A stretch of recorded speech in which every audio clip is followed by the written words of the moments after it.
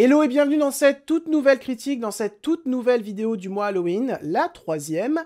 Et aujourd'hui, je vais te parler d'un film que j'aime beaucoup, réalisé par un réalisateur que j'aime beaucoup. Ce film, c'est Fantôme contre Fantôme, et ce réalisateur, c'est Peter Jackson. Je pense que je ne suis pas le seul à beaucoup aimer le cinéma de Peter Jackson, et à beaucoup aimer Peter Jackson tout simplement.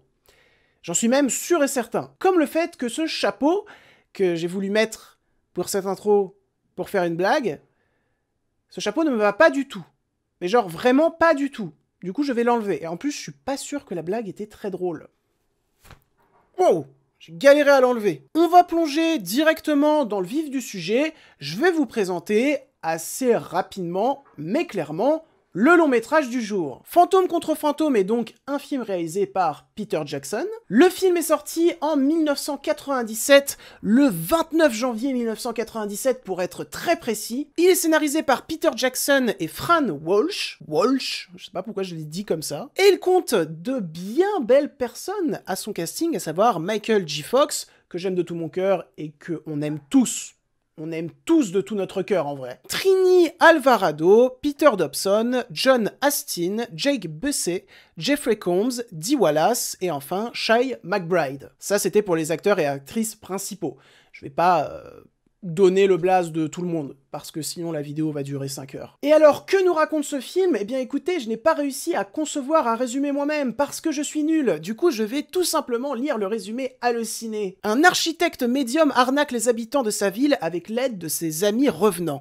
Lorsque plusieurs habitants ont des infarctus, il est le coupable idéal aux yeux de la population. Il va devoir faire appel aux fantômes pour s'en sortir et affronter un véritable spectre tueur. Et alors, pour vous la faire courte, tout ce que j'ai vu réalisé par Peter Jackson, j'aime beaucoup ou j'adore tout simplement. Mais j'ai pas tout vu. J'ai pu voir Bad Taste, qui est probablement le film de Peter Jackson que j'aime le moins, mais après j'ai quand même une très grande sympathie pour lui et surtout pour son côté on lâche les chiens, on fait n'importe quoi avec très très peu de budget, mais on se donne à fond pour que ça soit cool. J'ai pu voir également Branded qui est juste un petit chef-d'œuvre, on va pas se mentir, Branded, qui avait pour but d'être le film le plus gore de tous les temps.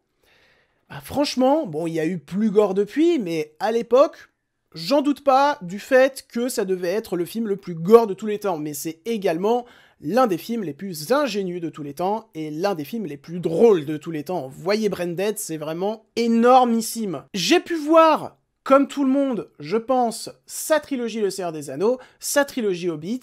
Alors, j'ai beaucoup plus d'amour pour la trilogie Seigneur des Anneaux, mais j'aime quand même un petit peu la trilogie du Hobbit. Surtout le troisième, qui à l'époque était celui que j'aimais le moins, et qui maintenant est mon préféré des trois. J'ai pu voir également son King Kong, qui est un film que j'aime beaucoup. C'est un super film d'aventure, c'est un film qui est extrêmement ambitieux, et c'est un film qui était très important pour Peter Jackson, puisqu'il a toujours rêvé d'adapter King Kong, et il l'a fait, et il l'a bien fait. GG Peter Jackie. Oui, je t'appelle Peter Jackie maintenant. Et enfin, j'ai pu voir Lovely Bones, qui est probablement mon film préféré de Peter Jackson avec Le Retour du Roi. Si vous n'avez pas vu Lovely Bones, c'est juste passionnant. Et ce film va avoir une importance dans mon avis sur Fantôme contre Fantôme, que j'ai pu voir également donc. Et j'y allais un petit peu à reculons, puisque il ne me semblait pas que c'était le film de Peter Jackson le plus apprécié. C'est un film qui divise un petit peu, et je sais pas pourquoi mes mains sont aussi hautes. Je vais finir par parler comme ça n'aura plus aucun sens. Et donc, après avoir enchaîné Bad Taste, Branded, bah, je me suis fait Fantôme contre Fantôme. Je me suis dit, ok, le film divise, le film est pas forcément le plus apprécié, mais vas-y, je le lance, et j'espère avoir une bonne surprise. Et j'ai eu une turbo bonne surprise. Universal Pictures et Robert Zemeckis vous présente Je suis mort, mon vieux. un film du célèbre réalisateur Peter Jackson. On ne s'arrête pas tant qu'on n'entend pas les cris.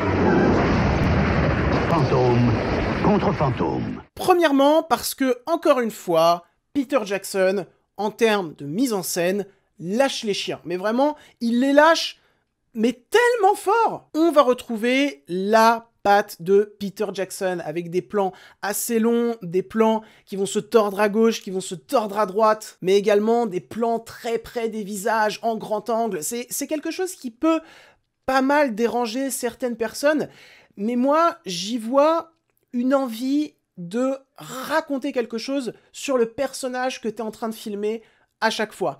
Et du coup, je trouve ça intéressant, en plus d'être bien fait. Parce que le grand angle, c'est pas quelque chose qu'il a fait que dans 1 ou 2 films de sa filmo. Non, le grand angle, il y en a partout dans sa filmo. Aussi, le découpage technique est d'une fluidité exemplaire, et je trouve ça toujours assez dingue à quel point Peter Jackson arrive à le rendre fluide. C'est-à-dire que c'est des plans qui bougent, qui vont dans des recoins où tu t'attends pas à ce qu'ils aillent. C'est des plans où il se passe toujours 1 milliard de trucs, et alors pour les raccords au montage, ça doit être une galère de toute manière. C'est un peu une galère de bosser avec Peter Jackson, parce que le gars est en ébullition d'idées en permanence. Je sais pas si ça se dit ébullition d'idées, mais j'aimais bien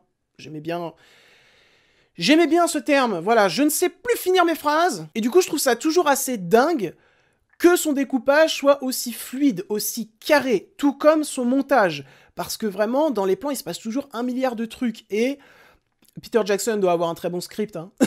Il doit avoir un très très bon script, extrêmement vénère. Mais en plus de ça, si on doit partir dans quelque chose qui est beaucoup plus dû à l'écriture, je trouve les personnages véritablement attachants. Que ce soit le personnage de Michael J. Fox, qui d'abord t'est présenté comme quelqu'un d'un peu loser, pas très sympathique, mais qui, au final, dans la suite du film, va trouver un développement beaucoup plus sincère, beaucoup plus grave, beaucoup plus touchant, et également très bien mené, tout simplement. Le personnage de Trinity Alvadaro est également très intéressant, parce que dans un premier temps, tu vas te dire « Ah, c'est dommage, ça va être un petit peu le love interest », mais en fait, ce personnage a beaucoup plus de ressources qu'on ne le pense, et pour moi, c'est un véritable personnage féminin fort.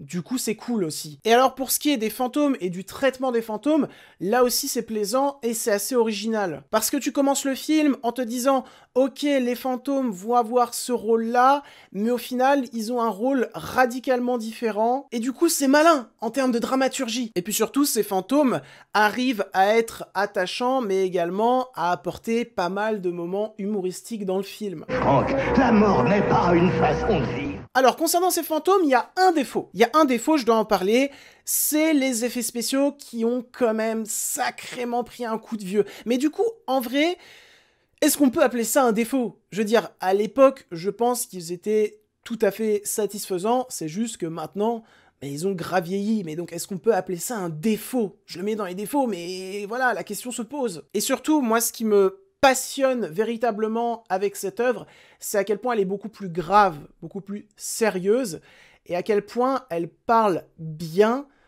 d'un certain traumatisme planétaire. Et alors c'est maintenant que Lovely Bones, l'un des autres films de Peter Jackson, va avoir son importance dans mon argumentaire, c'est que Peter Jackson, la plupart du temps, parle de tueurs en série. C'est-à-dire qu'avec Fantôme contre Fantôme ou avec Lovely Bones, il va concevoir un film aux allures fantastiques, mais pour parler à chaque fois d'un problème extrêmement réel, à savoir les tueurs en série. Dans Fantôme contre Fantôme, on va suivre un antagoniste qui n'est rien d'autre qu'un tueur en série, et qui lui-même s'inspire beaucoup de d'autres tueurs en série et essaye de rentrer en compétition avec les tueurs en série selon le nombre de victimes qu'ils ont fait. Et donc de quoi ça parle en vrai ?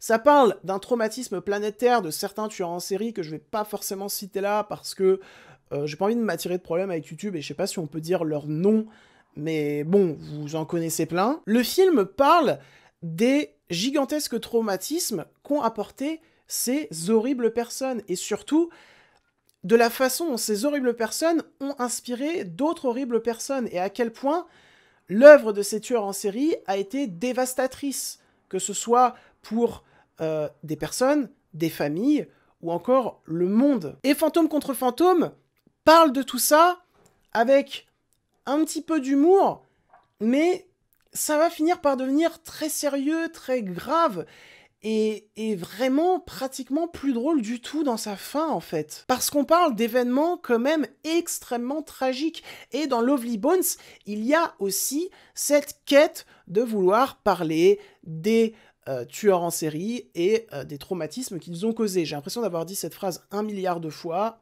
mais c'est la meilleure manière de résumer et de faire comprendre mon propos. En fait, tu sens que c'est un sujet que Peter Jackson adore et en même temps déteste traiter. Tu sens que c'est un sujet qui lui fait mal parce que lui-même a dû beaucoup être marqué par toutes ces histoires affreuses. Et donc dans Fantôme contre Fantôme, comme dans Lovely Bones, il exorcise un petit peu, je sais pas si on peut appeler ça ses démons, mais ses pensées sombres par rapport à ces sujets sombres. Et là où dans Fantôme contre Fantôme, il y a un côté un petit peu nihiliste, mais qui est pas forcément très abouti, mais c'est pas grave, dans Lovely Bones, qui est un film qu'il a sorti après, là, il y a un côté vraiment beaucoup plus nihiliste, beaucoup plus tragique.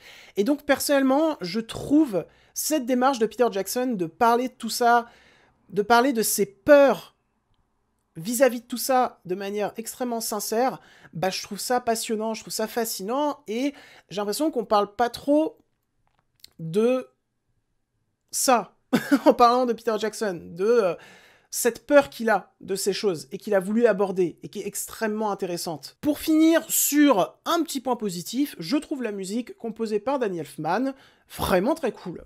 Voilà, elle est très très chouette, et surtout, bah, Fantôme contre Fantôme, au-delà du sujet très grave, très sérieux dont je viens de parler, bah, c'est un film qui peut se regarder aussi comme une sorte de roller coaster fabriqué par des fantômes. C'est vraiment très cool à regarder à Halloween, donc c'est pour ça que je vous le conseille durant le mois Halloween. Et donc voilà, Fantôme contre Fantôme, bah c'est un film, j'y allais un petit peu à reculons, mais au final j'ai été extrêmement agréablement surpris. C'est un film que j'aime beaucoup, pour son côté roller coaster fabriqué par des fantômes, mais aussi pour son côté beaucoup plus grave, beaucoup plus sérieux. C'est un film où ça joue très bien, c'est un film où la musique est cool, c'est un film où l'histoire est très chouette et très touchante par moments. Donc voilà, n'hésitez pas à foncer voir ce film, surtout durant la période Halloween, parce que je pense qu'il vous plaira. Sur ce, c'en est tout pour cette critique où j'ai eu vraiment grave du mal à la penser, à la construire, donc j'espère que c'était pas trop désagréable pour vous de toute manière. Au montage, j'ai dû arranger tout ça. Sur ce, je tiens un compte Twitter, Instagram, Sens Critique, Captain Watch et Letterboxd qui s'afficheront en description. N'hésitez pas à aller me suivre dessus car je suis très présent. N'hésitez pas à liker, commenter, partager cette vidéo si elle vous a plu. N'oubliez pas de vous abonner. On se retrouve très vite. Je m'en vais côtoyer d'autres univers avec mon chapeau qui ne me va pas du tout. Et sur ce, je vous dis salut!